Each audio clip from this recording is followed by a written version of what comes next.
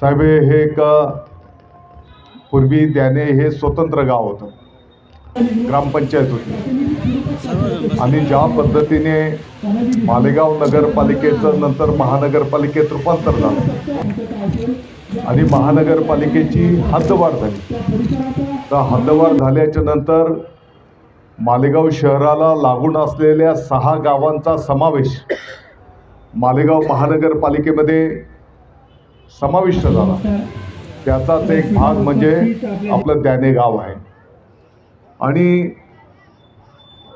द्याणे गाव आणि रमजानपुरा जर बोललो तर मध्यमवर्गीय आणि गरीब लोकांची वस्ती आहे. त्यातल्या त्यात या भागाच्या पासून जर आपण अगदी पुढचे 2-3 किलोमीटरचा जरी विचार केला तर या संपूर्ण भागामध्ये पॉवरलूम आणि टेक्सटाईल संबंधित अनेक प्रकल्प उद्योगधंदे या भागामध्ये आहेत. आणि म्हणून मालेगावचा जो एक नाव लौकिक आहे की मालेगावमध्ये सामान्यातल्या सामान्य माणसाला, कारागिराला त्या ठिकाणी रोजगार मिळतो. आपण बघितलं असेल की काही महिन्यांच्या पासून या भागामध्ये मग मोबाईल चोरीचं एक मोठं प्रमाण या भागामध्ये वाढलेलं. त्याच्यासोबतच जे काही कारखाने आहेत त्या कारखान्यांमध्ये चोरी करणं आणि काही जे ड्रग्ज सेवन करणारे लोक आहेत त्या ड्रग्ज सेवन करणाऱ्यांच्या माध्यमातून तिथे जे वॉचमॅन आहेत त्या वॉचमॅनला सुद्धा दमदाटी करणं, दहशत निर्माण करणं, असे प्रकार काही महिन्यांच्या पासून या भागामध्ये मोठ्या प्रमाणात घडत होते. आणि मालेगावच्या इथून जे सेंट्रल जेलला किंबहुना तिकडे जे काही कैदी अमुक ढमुक जे करावं लागतंय, तर मालेगावमध्ये आपल्याकडे शेती महामंडळाची मोठ्या प्रमाणात जागा आहे आणि म्हणून त्या कॅम्पसमध्ये सेंट्रल जेलच्या पासून अशा सर्व सुविधा निर्माण करण्याच्या दृष्टिकोनातून मागच्या काही महिन्यांच्या पासून मी स्वतःही त्याचा पाठपुरावा करतो आहे. आणि मला विश्वास आहे की येणाऱ्या काळामध्ये एक हा विषय निश्चितपणे आपल्या मालेगावचा मार्गी लागेल. दीदीने ज्या काही सूचना देण्याच्या विकासाच्या संदर्भामध्ये आपल्या सर्वांच्या समोर द्याणेकरांच्या मनातल्या गोष्टी आमच्या दीदीने या ठिकाणी ज्या ठेवल्या, तर मला वाटतं की आपल्याला काळजी करायचं काही कारण नाही. पुलाचं काम फक्त काही दिवस ते इकडे घ्यायचं की तिकडे घ्यायचा याच्यामुळे तो थोडासा थांबला होता. तर आता जो काही जुना पूल आहे त्याला लागूनच तो नवीन पूल पण करण्याचा निर्णय त्या ठिकाणी करण्यात आलेला आहे. आणि मला वाटतं की लवकरच त्याचंही काम प्राधान्य आपण मोसम पुलांना दिलेलं आहे. त्याच्यासोबतच हे पण काम लवकरात लवकर सुरू करण्याच्यासाठी त्या ठिकाणी म्हणजे 2023 संपत असताना 2024च्या सुरुवातीलाच ते काम सुरू झालं पाहिजे याची दखल त्या ठिकाणी निश्चितपणे घेतली जाईल, हे पण मी नम्रतेने आपल्याला सांगू इच्छितो. आपल्या द्याण्यातनं जो काही हा रस्ता जातो तो रस्ता पण आपण कॉन्क्रिटीकरणाचा आणि मोठा त्या ठिकाणी करायला घेतो आहोत की जेणेकरून काही रहदारी त्याला सोयीचं होईल, त्याच्या पण दृष्टिकोनातून आपण लक्ष घालतो आहोत.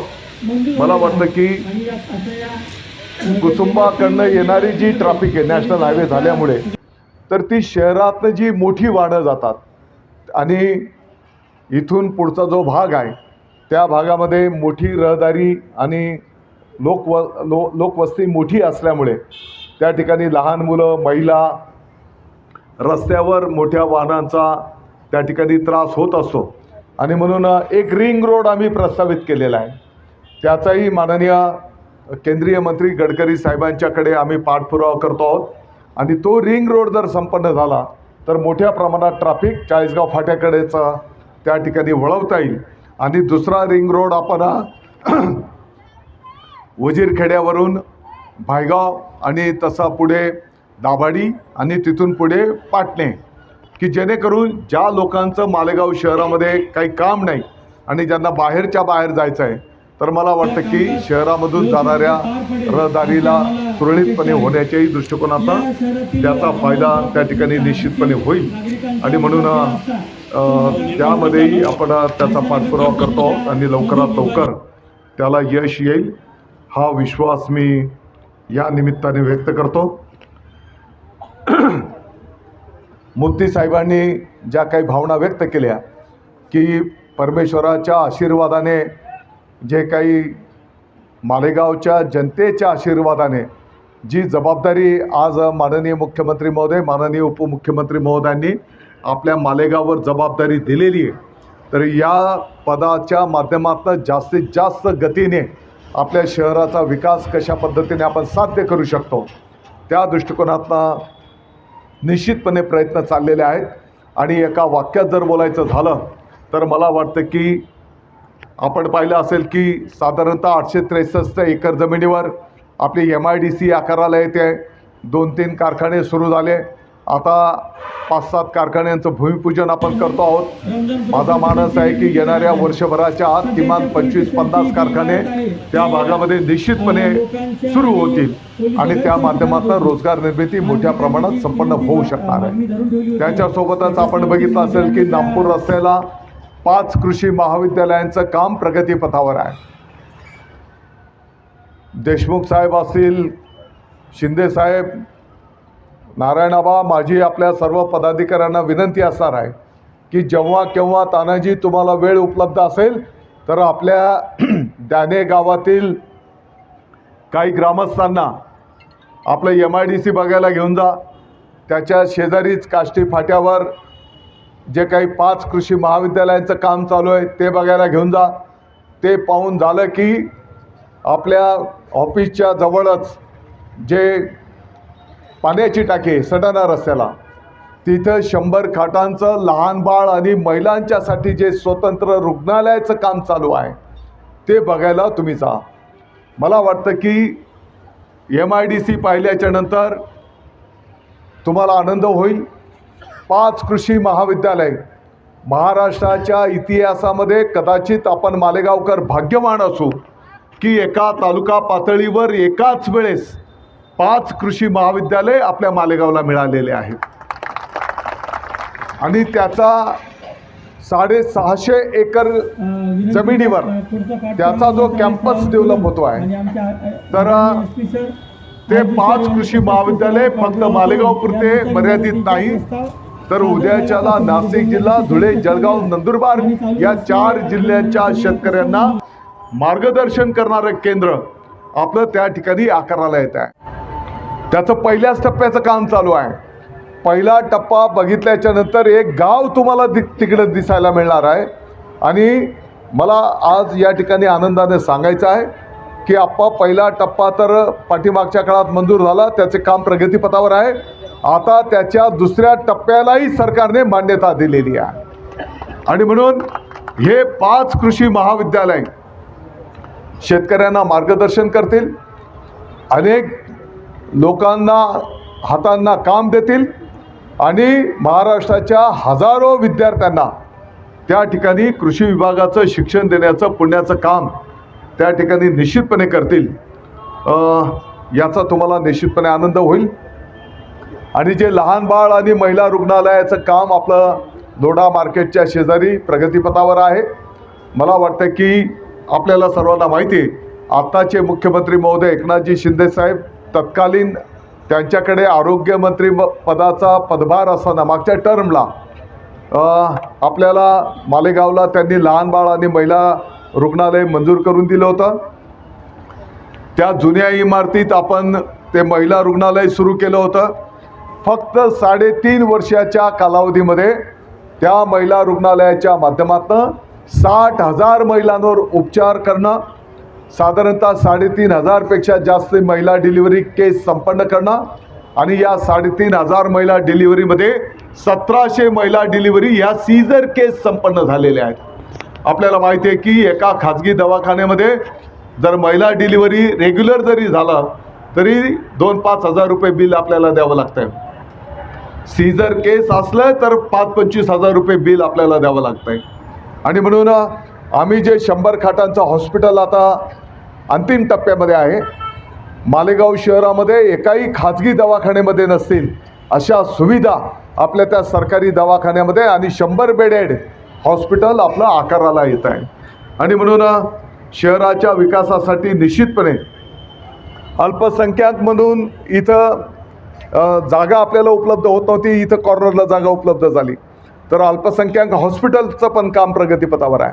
मला वाटतं की एवढ्या 6 महिन्यामध्ये त्या हॉस्पिटलचं काम पण आपण पूर्ण करतो. 40 बेड काय. आणि म्हणून ज्या ज्या सुविधा रमजानपुऱ्याचाही जर आपण विचार केला तर इथं रमजानपुऱ्याचे अनेक कार्यकर्ते आले आहेत. पहले तो पैदल चलते भी नहीं आता था, अगर बारिश हुई तो साइकिल भी नहीं जाती थी. लगभग आज 25-30% नहीं, ज़्यादा नहीं बोलने का, थोड़ा कम बोलने का, तो काम अपन ज़्यादा करते हैं, बातें कम करते हैं. तर कमीत कमी 25% भागामध्ये आता रस्ते आपण त्या ठिकाणी पूर्णत्वाला जातो आहोत. आणि आता जी कामं मंजूर केलेली आहेत ती कामं पुढची वर्षभर एकंदरीत काय तर 2023 तुम्ही मालेगाव शहरामध्ये तालुक्यामध्ये सगळीकडे जिकडे जातात तिकडे तुम्हाला कामं दिसत आहेत.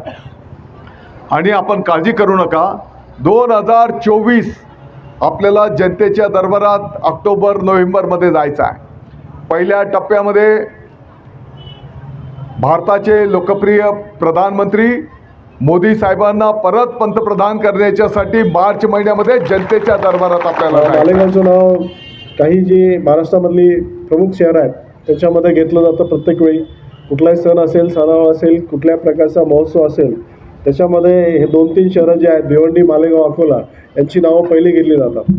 आणि मला वाटतं आता मी गेल्या 2.5 वर्षापासून पाहतो आहे मालेगावमध्ये अतिशय चांगल्या रीतीचं वातावरण तयार झालेलं आहे. त्याचं सर्व श्रेय मी माननीय पालकमंत्री साहेबांना, आमदार साहेबांना आणि लोकप्रतिनिधींना देईल. त्याचबरोबर इथल्या नागरिकांना देईल. हा जो एकोपा आहे, ही जी एकता आहे ही अखंड राहायला पाहिजे. मालेगावचं नाव खराब होता कामा नये. मालेगावचं नाव खराब झालं तर त्याचा परिणाम सगळीकडे होतो. आणि याच्यासाठी सगळ्यात महत्त्वाची भूमिका असते पोलीस स्टेशनची. पोलीस स्टेशन जवळ असेल तर आपल्या तक्रारी आपण सहजपणे पोलीस स्टेशनला कळू शकता, पोलीस स्टेशनपर्यंत जाऊ शकता. याच्यामध्ये तानाजी देशमुख आता मला वाटतं पूजेला बसले होते. त्यांनी पूजा केली, विशेष जोडीने पूजा केली. म्हणजे महिला मंडळ पण बरोबर आहे, महिला पण बरोबर आहे. पोलीस स्टेशनला निश्चितपणे शांती राहील.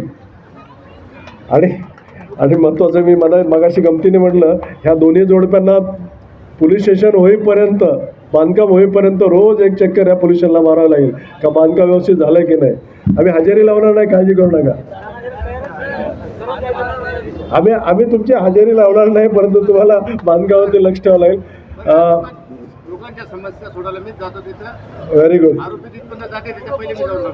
नाही, चांगलं आहे. तुम्हाला आम्ही असं विनंती केलेली आहे की आपलं पण लक्ष राहावं, नागरिकांचं पण लक्ष राहावं. आमची पोलीस हाऊसिंग महामंडळ जे आहे ते फार चांगलं काम करते, उत्कृष्ट त्यांची गुणवत्ता पण चांगली आहे, नो डाऊट.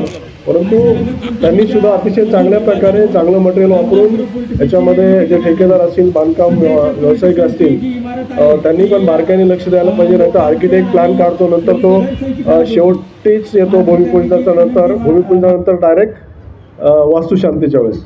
तर तसं न करता त्यांनी पण अधूनमधून लक्ष ठेवायला पाहिजे. आणि पोलीस विभागाला पण विनंती करेल मी, आमचे प्रभारी अधिकारी असतील किंवा इतर अधिकारी असतील, त्यांनीसुद्धा आठवड्यातनं 1-2 चक्र इथं मारून व्यवस्थित बांधकाम चाललं आहे हे पाहायला पाहिजे. बांधकाम व्यावसायिकांनी जे कॉन्ट्रॅक्टर आहेत त्यांना विनंती करेल की त्यांनी मुदत दिलेली 1 वर्षाची, पण 1 वर्षाच्या आतमध्ये लवकरात लवकर हे बांधकाम संपवावं, जेणेकरून पोलिसांना ही लवकरच फॅसिलिटीज मिळेल. अर्थात आपण सर्व विशेष करून महिला वर्ग ह्या कार्यक्रमाला मोठ्या प्रमाणात उपस्थित आहे, त्यांचे पण आभार मानतो. आपण सर्व आलात, हमारा बोलने की संधि दिली. मालेगांव में पहले पुलिस स्टेशन कम थे, जैसे जैसे आबादी बढ़ती गई, आज़ाद नगर पुलिस स्टेशन को 2 हिस्से किए तो पवारवाड़ी पुलिस स्टेशन बना, आयशा नगर पुलिस स्टेशन को 2 हिस्से किए तो रमज़ानपुरा दयाने पुलिस स्टेशन बना. लेकिन मालेगांव की ज़रूरत इससे पूरी नहीं हो रही. आज इस मौके पर रमज़ानपुरा दयाने पुलिस स्टेशन की तामीर और संग बुनियाद का ये मौका है। आज इस मौके पर अभी मेरी आईजी साहब से बात हुई तो मालेगांव और नासिक ज़िले के लिए पुलिस डिपार्टमेंट को जितने जन बल की ज़रूरत है वो हमारे पास नहीं। नासिक ज़िले में तकरीबन 80 लाख से ज़ायद की आबादी है और पुलिस डिपार्टमेंट में काम करने वाले 3-साढ़े 3 हज़ार लोग। जाहिर बात है इतनी बड़ी आबादी की शांति और उनके अमन व अमान की बहाली और बका के लिए ये तादाद बहुत कम है। मैं हमारे दादाजी भूसे साहब से ये कहना चाहूँगा कि आज ऊपर वाले ने आपको मौका दिया है। ये मालेगांव वालों का नसीब है कि आप वहाँ तक पहुँचे और आपकी बात सुनी जाती है और पूरे मालेगांव के लोगों का ऐसा मानना है कि आपके आ जाने के बाद मालेगांव विकास की दिशा में चलने लग गया। जो सहूलतें पहले मालेगांव में नहीं थी या मालेगांव को जो फंड्स मिलना चाहिए थे, निधि मिलना चाहिए थी, वो नहीं मिलती थी, लेकिन आपके आ जाने की वजह से आज उस रास्ते पर हम लोग चलने लगे हैं और हमें पूरी उम्मीद है कि आने वाले दिनों में मालेगांव की समाजी, तालीमी और माशी सारी ज़रूरतें पूरी होंगी। दादाजी भूसे साहब ने मालेगांव के विकास के लिए MIDC और उससे रिलेटेड जो भी मामलात हैं माजी में उन्होंने इसको मंजूर करवाया और काम वहाँ शुरू हो चुका है। उसी के साथ साथ अब मालेगांव में जो मूलभूत सुविधा थी उसको लेकर के जैसे मालदा है, दयाना है, मालेगांव सेंट्रल है, इन तमाम जगहों पर अब तामीरी काम हो रहे हैं। वरना पहले ये सारे तामीरी काम हम लोग सुना करते थे और कुछ हम लोगों की नाअहली की वजह से बहुत सारे काम कागज़ पर हो जाते थे और उनके बिल निकल जाते थे और काम होता नहीं था। कारपोरेशन में ये अंधेर नगरी भी थी, लेकिन अब जब प्रशासक आया है और अब ये मौका आया कि हमारे शहर से एक ऐसा शख्स जो कैबिनेट मिनिस्टर है, जो नासिक ज़िले का पालक मंत्री है और आज आउटर के MLA होने के साथ साथ मालेगांव सेंट्रल में भी उनके काफ़ी असर है। मालेगांव के लोगों को बहुत सारी उम्मीदें दादा भूसे साहब से जुड़ी हुई हैं। ऊपर वाले ने काम करने का मौका दिया है। 1 साल का अरसा बाकी है। मूलभूत सुविधा तो हमारी बुनियादी ज़रूरत है, ये तो पूरी होनी ही चाहिए, लेकिन इसी के साथ ऐसे काम जिससे हम रहें ना रहें, लेकिन हमारे हाथों से अगर वो काम हुआ तो आने वाले दिनों में हमारी नई नस्ल, यंग जनरेशन वो हमें याद रखेगी। और जाहिर बात है किसी को अगर अच्छाई के साथ याद किया जाता है तो ये उसके नसीब की बात है।